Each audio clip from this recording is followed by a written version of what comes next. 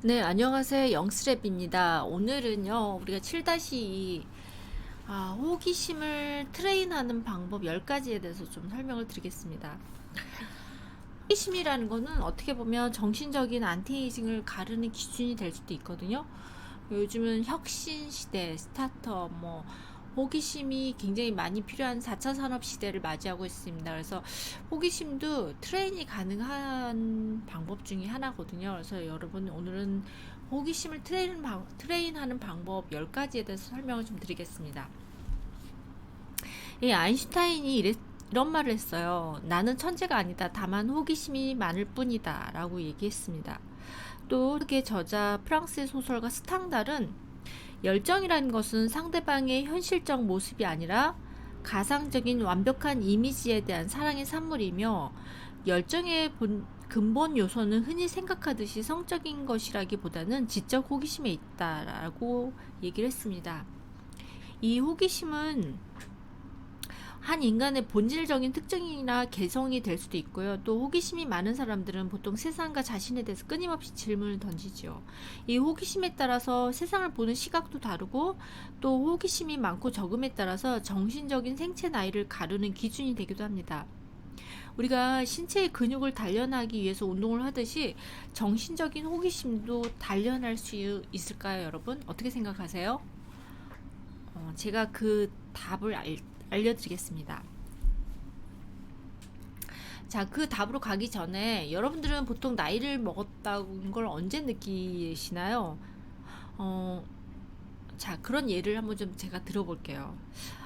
가끔 저녁에, 금요일 저녁에 보면 이제 모임이 있거나 친구들 모임이 있거나 그럴 때 보통 대중교통보다는 자가용을 이용하고 있을 때 나이를 먹었다고 느끼고요. 또 지하철에서 자리가 나면 빨리 가서 앉고 싶을 때, 또 스마트폰이나 PC 등 다양한 기능을 다 활용하지 못하고 있을 때, 또 20대들이 다 알고 쓰는 용어나 단어를 잘 모를 때, 또 완벽한 정장을 입고 거기에는 사실 하일이 많거든요. 근데 굽낮은 플랫 슈즈를 찾을 때, 그 다음에 최신 유행하는 패션을 입기가 망설여질 때,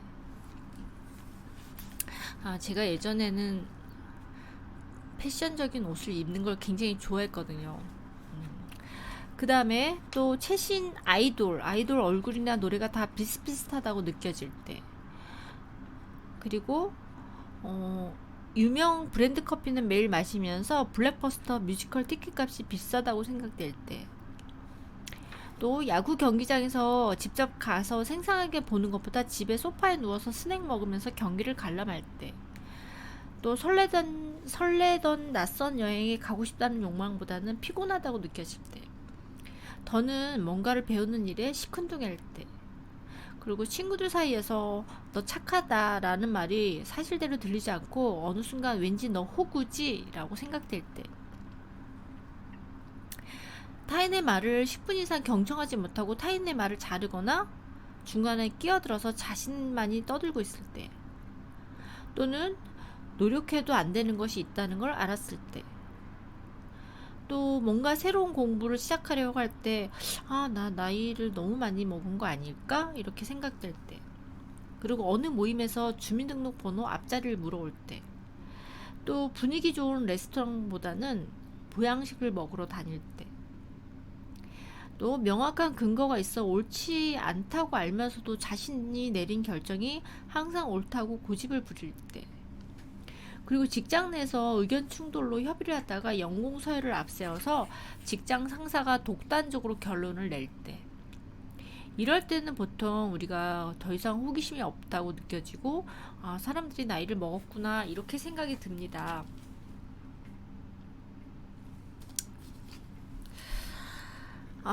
이 생체 나이에 비해서 정신적인 안티에이징, 젊음을 얘기할 때 호기심을 빼놓을 수 없는데요. 아까도 얘기했듯이 호기심이 많고 적음은 정신 연령을 가르는 중요한 기준 중에 하나라고 볼 수 있습니다. 특히 우리가 나이를 먹을수록 익숙한 사람들, 즉 자신의 나이나 직업, 권위, 사회적 위치를 고려해서 보통 비슷한 사람들과 어울리게 되죠. 그렇게 되면 취미도 생각도 비슷해지고 외모도 닮아갑니다.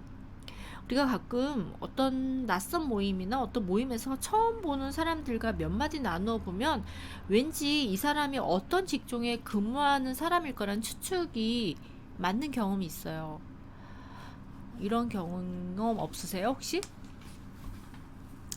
자, 그리고 또 예를 들면 새로움이란 눈 씻고 찾아봐도 없고, 심지어 집단 사고를 공유하다면 집단 사고의 오류에 빠지기 쉽습니다.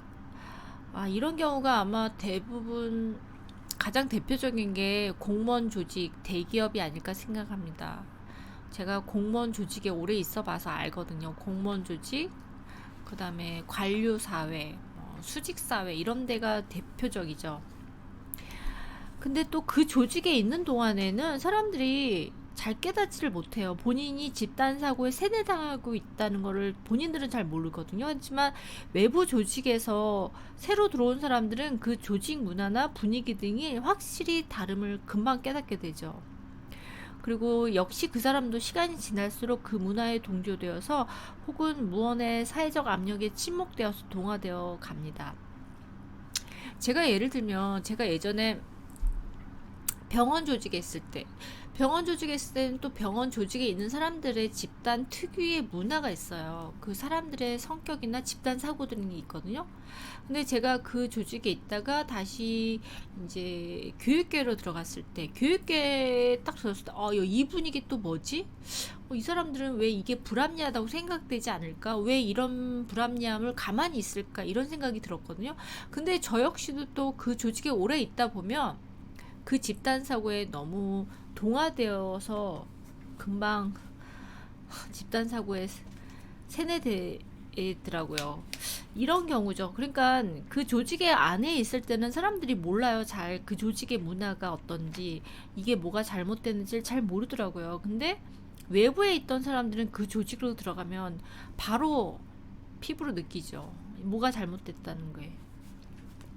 이게 바로 집단 사고의 함정이거든요. 특히나 또 어떤 직장 상사의 의견에 반대 의견을 내놓게 되면은 업무상 해결책을 모색하기 위해서 반대 의견인데, 반대 의견을 내놓은 사람은 순간 직장 상사의 적으로 찍히죠. 아무리 자신의 의견이 좋은 의견일지라도 소수의 의견이면 또 불안하거나 아니면 또 서로 영향을 받아서 그냥 다수 의견 쪽으로 편승하거나 의존하는 경향도 많습니다. 왜냐면 다수의 사람들이 선호하는 방향으로 결론을 내고 글로 따라가면 그냥 편하거든요. 특히 소수의 의견은 소홀히 여기게 되거나 묵살되는 경우도 흔하죠. 특히 이런 일은 수직 체계인 관료사회나 대기업에서 흔하게 일어나는 풍경입니다. 그리고 또 제가 조직에 있어 보니까 모난돌이 정을 맞는다고, 그 조직 문화와 다른 얘기를 하는 사람들은 정말 정을 맞습니다. 정을 맞는 일이 비일비재하거든요. 그리고 또 여러분들이 이런 집단 사고를 조심하셔야 될 또 어떤 분들이냐면, 전업주부로 살면서 항상 만나는 친구들, 만나는 사람들과 항상 같은 주제로 대화나 수다를 나누고 있는 사람들이 있다면 특히 경계해야 합니다. 왜냐하면 이거는 전문가 집단도 그렇고요.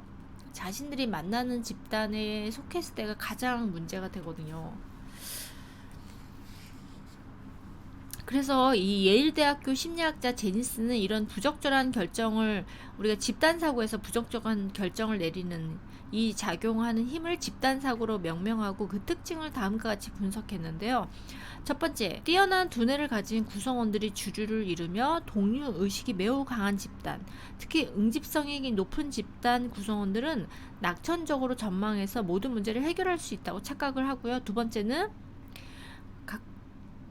가끔 이제 회의에서 의문이 생겨도 이를 복잡하게 만들려고 하지 않고, 특히 이런 집단 사고에 사로잡히면 이 집단의 결속력을 무너뜨리지 않는데 주의가 쏠려서 문제를 충분히 검토하지 못하기 때문에 중요한 문제 해결을 잘못 판단한다. 이렇게 얘기를 하고 있습니다. 그래서 우리가 집단 사고의 위험을 방지하려면 어떻게 해야 될까요? 여러분들, 첫 번째는요, 문제 해결에 유효하다고 생각되는 방안을 반대 의사라 하더라도 자유롭게 이야기하고 표현하고 토론할 수 있는 분위기를 만들어야 된다는 거죠. 두 번째는 집단 사고의 메커니즘을 잘 이해하고 전원이 집단 사고에 빠질 가능성이 있음을 항상 염두에 두는 것입니다.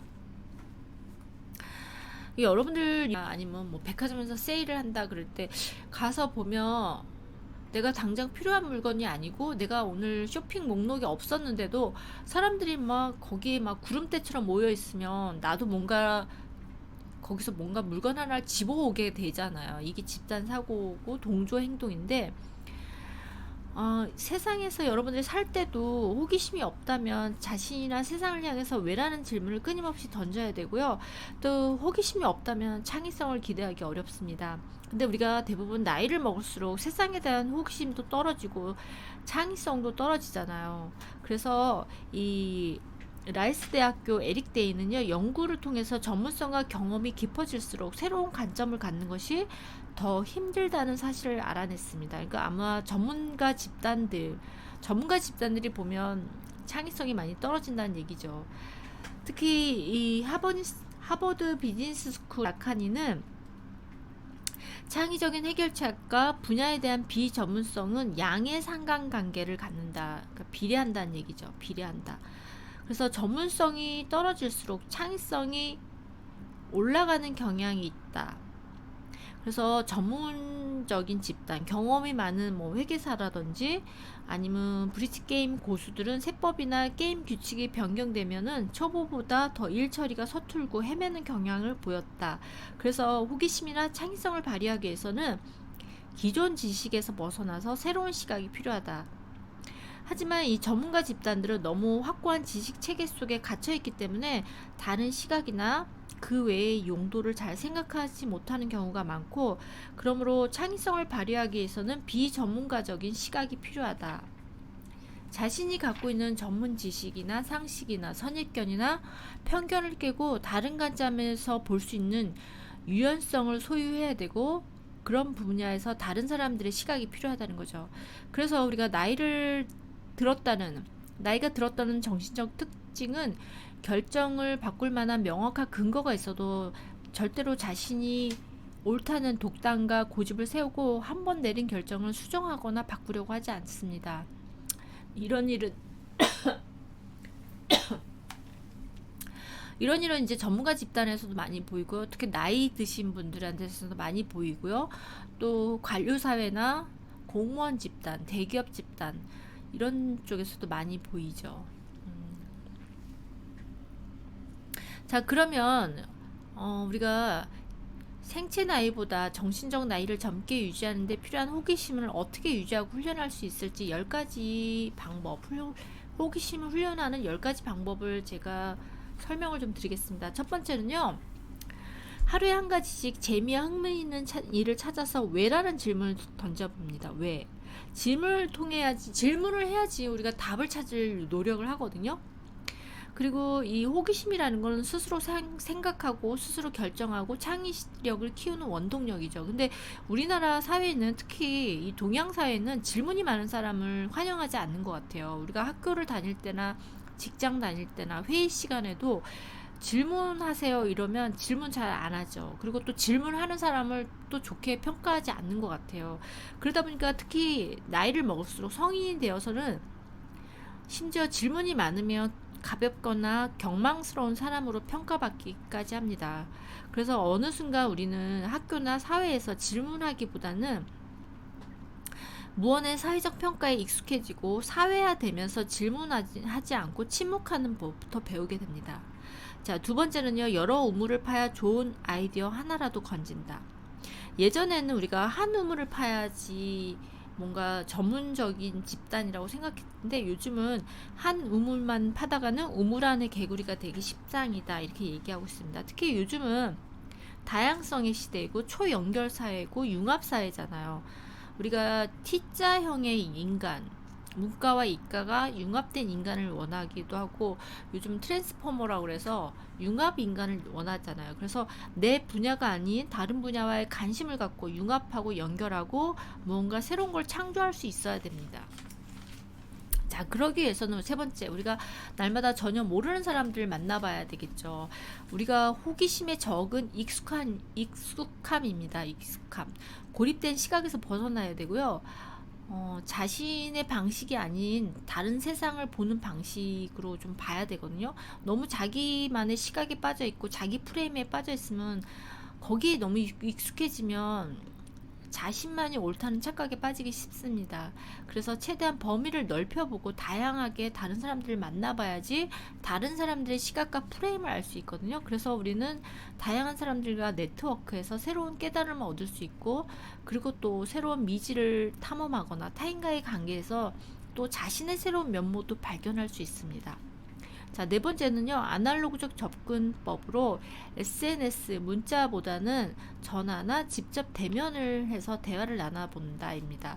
물론 요즘 특히 코로나 시대에 우리가 이제 디지털 시대라고 그래서 요즘은 사실 전화도 잘 안 하잖아요. 다 문자나 아니면 뭐 메신저 같은 걸로 톡으로 우리가 다 얘기를 하잖아요. 그리고 사실 젊은 사람들은 전화보다도 톡이 더 익숙하고 편하다고 생각하고 그러는데, 저는 그렇게 생각이 들어요. 디지털 사회라고 하더라도 우리가 뭔가 다른 사람의 시각이나 프레임을 받으려면 여러분들 한 번이라도 저 직접 대면하시고, 그리고 좀 깊이 있는 대화를 나누고, 또 함께 식사도 하고 뭐 함께 술도 마셔보고 이래야지 우리가 뭔가를 알 수 있지 않을까요? 여러분들 디지털 카톡이나 문자나 이런 걸로는 그 사람하고의 깊이 있는 대화를 나누기가 어렵습니다. 저는 그렇게 생각을 합니다. 이제 그 다음에 다섯 번째는요, 관계지향적 호기심의 시작은 질문입니다. 질문부터 하셔야죠. 우리가 뭔가 호기심이 생기면 질문하고 싶어지잖아요. 사람이든 문제든 간에. 그래서 여러분들이 호기심은 사람과의 인간관계에서 행복과 일상생활로 만족으로 가는 문이고, 또 호기심은 관계를 맺게 하고 유지하고 그 문을 여는 열쇠입니다. 그래서 우리가 가까운 사람에 대해서 호기심이 희미해지는 순간 질문을 안 하죠. 다 안다고 생각하고 질문을 안 하는데 사실 다 아는 게 아니죠. 다 모르는 거죠. 그래서 여러분들이 뭔가 더 알려고 하려면 질문을 하셔야 됩니다. 또 호기심을 갖는다는 것은 친밀함을 유지하는 방법이기도 하고, 또 호기심은 목표가 아니라 행복에 관한 문제입니다. 자, 여섯 번째는 호기심을 활용하는 방식은 스토리텔링을 이용한다. 이거는 질문하라와 마찬가지인데요. 우리가 새로운 이야기에는 창의력과 독창성이 필요하고, 세상으로 나가서 무슨 일이 일어나는지를 묻고, 또 사람에 대해서 묻고, 또 그 사람이 왜 그렇게 생각하고 왜 그렇게 행동하는지 물어보셔야 됩니다. 자, 일곱 번째는 호기심은 본능이며 기술이다. 우리가 호기심이 생기면 새로운 사람을 만나고 대화를 나누죠. 우리가 특별히 외향적인 성격이 아니더라도 우리가 좀 어떤 때는 외향적인 사람처럼 행동할 필요가 있습니다. 사람들은 자기 일에 대해서, 자기가 아는 것에 대해서, 자신이 걸어온 길에 대해서, 자기의 관점에 대해서 이야기를 하길 굉장히 좋아하거든요. 그럴 때는 여러분들이 물어보셔야 됩니다. 질문을 하셔야 되겠죠. 자, 근데 여덟 번째는 다른 관점에서 생각하고 토론하라입니다. 우리가 아까도 얘기했듯이 자주 만나는 사람들과 항상 네트워크를 이루면서 그 사람들만 만나게 되면, 자, 우리 친구들 보면, 만나는 친구들 보면 어때요? 사고방식, 습관, 말투, 취향, 식성, 패션까지 거의 다 비슷하죠. 그리고 여러분들 그거 아시죠? 어느 조직에 가면 그 옷차림도 비슷해지잖아요. 예를 들면 어떤 뭐 전문가 집단, 뭐 공무원 집단, 아니면 어떤 특정한 병원 집단, 뭐 변호사 집단, 아니면 금융계, 뭐 이런 집단을 가면요, 여러분들 잘 보세요. 말투와 패션이 있어요. 그 특유 집단의 패션이 있거든요. 이런 것들은 그 집단에서 사람들이 보면 권위 있는 사람들이 말이나 가치관을 추종하기도 하고, 또 조직에서 모나지 않으려고 좋은 게 좋은 거지 하면서 맹목적으로 추종하거나 또 반대 의견을 내세우지 못할 때가 많습니다. 저도 그랬던 것 같아요. 제가 예전에 병원에 다닐 때의 생각이나 패션이나 사고방식과 거기에 동조되어 살다가 제가 교육계로 딱 갔을 때는 제가 가장 먼저 바꾼 게 뭐였냐면요, 패션부터 바꿨거든요. 옷을 최대한 공무원스럽게, 최대한 선생님스럽게, 최대한 전문가스럽게, 정장, 그것도 색도 튀지 않는 검은색, 회색. 그래서 어느 순간 제 옷장의 색깔이 전부 다 검은색, 회색. 그래서 저희 엄마가 옷장을 보고 그랬어요. 왜 옷 색깔이 다 무슨 스님 같은 색깔만 입냐고, 옷 색깔 좀 제발 바꾸라고 하신 적이 있었거든요. 이거는 제가 그러고 싶어서 그런 게 아니라 조직에서 튀지 않으려고 최대한 튀지 않고 그 조직에서 잘 뭐라 그럴까요? 융합되려고 했던 작은 노력이 하나이지 않을까 생각이 듭니다. 조직에서 되도록 모나지 않고 좋은 게 좋은 거지 하면서 맹목적으로 추종하거나 당당하게 반대 의견을 내세우지 못할 때가 많습니다. 왜냐하면 모난 놈이 정을 맞는다고 우리가 한 번쯤은 그게 아니라고는 생각이 들어서 내 의견을 피력해 보지만 정말 내 의견을 피력해서 정을 맞았을 때가 많았던 것 같아요. 그러다 보면 사람들이 그냥 체념하게 되고 질문 안 하죠. 질문 안 합니다. 그러다 보면 토론을 하라 그러면 토론하는 방법도 모르고 또 나중에는 그 조직에서 그냥 감정도 없고 자극도 없고 시큰둥하게 살다 보면 정말 내 전두엽이 퇴화되고 노화되는 우리가 그 조직에 속해 있다 보면요 어느 순간 정말 토론을 하라 그래도 토론을 하지 않고 가슴도 뜨거워지지 않고 어떤 일에 그냥 감정적으로 시큰둥해지고 자극도 없고 감동도 없고 그렇다면 이거는 내 전두엽이 노화 중이라는 증거이기도 합니다. 자, 아홉 번째는요, 사람을 사귀는데 돈을 투자하라입니다. 여러분들, 우리가 사람을 만나고 교류하고 할 때 우리 뇌가 전두엽이 자극되고 활성화되면서 쾌감마저 주는데요. 이 뇌의 안티에이징을 위해서라도 사람과 많은 교류와 자극이 필수적입니다. 어차피 인간은 사회적 동물이라서 사람에게 스트레스도 받지만 또 사람을 만나서 치유되기도 합니다. 그래서 여러분들이 사람들도 좀 직장 동료만 만나지 마시고요. 맨날 만나는 친구만 만나지 마시고 다양한 친구 모임, 학부모 모임, 뭐 취미 모임, 다양한 모임의 커뮤니티가 그 나이를 먹을수록 모임의 커뮤니티가 더 다양해져야 되겠죠. 그래서 단순히 업무상 동료를 넘어서 학력이나 나이나 직업을 초월한 관계로 범위가 확장될 때 이럴 때 여러분들이 만나는 사람은 평생 친구나 커뮤니티가 될 수 있으므로 이때 사람과의 관계, 인간관계에도 아낌없이 돈을 투자를 해야 합니다. 자, 10번째는 모든 것에 오픈마인드를 유지하라입니다. 우리가 나이를 먹을수록 익숙함에 빠져서 새로운 변화나 새로운 시도, 낯선 장소에 가는 것조차도 거부하고 불편해합니다. 그렇기 때문에 자신만의 사고나 가치관이 굳어져서 자신의 기준으로는 이해가 안 되는 타인의 행동이나 의견에는 즉시 공격적으로 나오게 되겠죠. 그리고 또 우리가 너무 권위자가 말하는 상식, 학설, 정설을 그대로 수용하는 것이 아니라 한 번쯤은 의심하고 생각해보는 습관도 필요합니다. 또 우리가 젊은 학생들, 사춘기 학생들이나 20대 젊은이들의 행동이나 언행, 가치관 등을 무조건 공격하지 말고 한 번쯤은 오픈마인드를 갖고서 활짝 마음을 열고 받아들이는 연습도 한번 해보시기 바랍니다.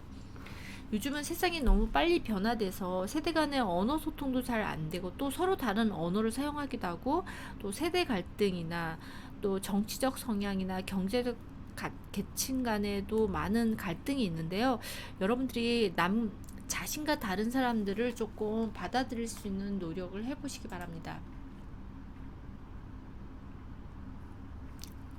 이제 마무리하겠습니다. 자, 우리가 정신적 안티에이징을 유지하기 위해서 정신활동 중에서 중요한 유연성과 호기심을 잃지 말아야 되겠는데요.